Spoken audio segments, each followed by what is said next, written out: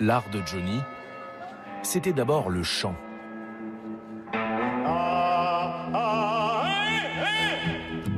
Une voix si puissante qu'on croirait l'entendre jusqu'en Pologne, à Varsovie.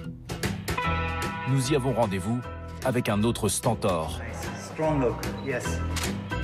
Roberto Alagna, le plus célèbre des ténors français. En pleine séance photo. Okay, not too tight in the face. No, it's okay, but relax on Okay. we check. And then if we need more, we can Check one. shoot a few more. Salut. Comment allez-vous? Eh ben ça va bien. C'est vrai? Et vous? Ben écoutez, pas Nous mal. on est un petit peu en speed parce qu'on Ouais. n'arrête pas. Qu'est-ce que vous Mais, faites à Varsovie?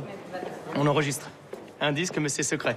D'accord. Voilà. C'est pas, peut c'est pas pas dire un le CD programme. de reprise de Johnny. Ah non, ça aurait pu, j'aimerais bien, parce que j'adore Johnny. Une passion pour l'idole des jeunes qui remonte à l'enfance de Roberto Alagna. La voix du rocker l'a toujours fasciné. Alors, je voulais vous faire écouter quelque chose. D'accord. Dans Allumer le feu, par exemple, Il y a un petit casque. où Johnny tutoie les sommets.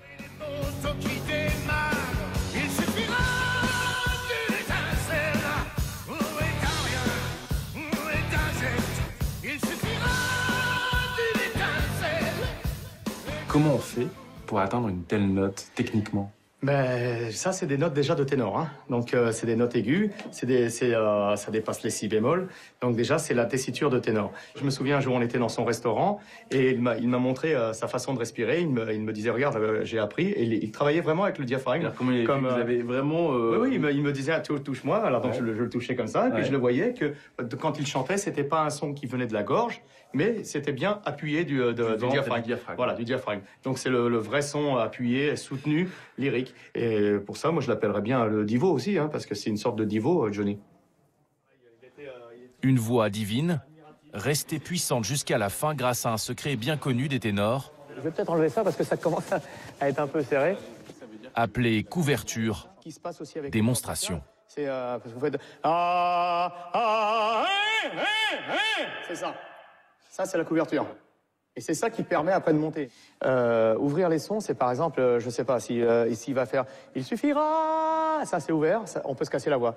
Il faut « Il suffira », il faut le couvrir le son.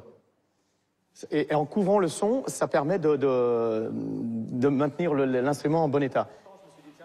Pour Roberto Alagna, Johnny c'est l'interprète complet. Comme dans cette reprise de Diego, où pour lui le rocker prend la dimension d'un tragédien.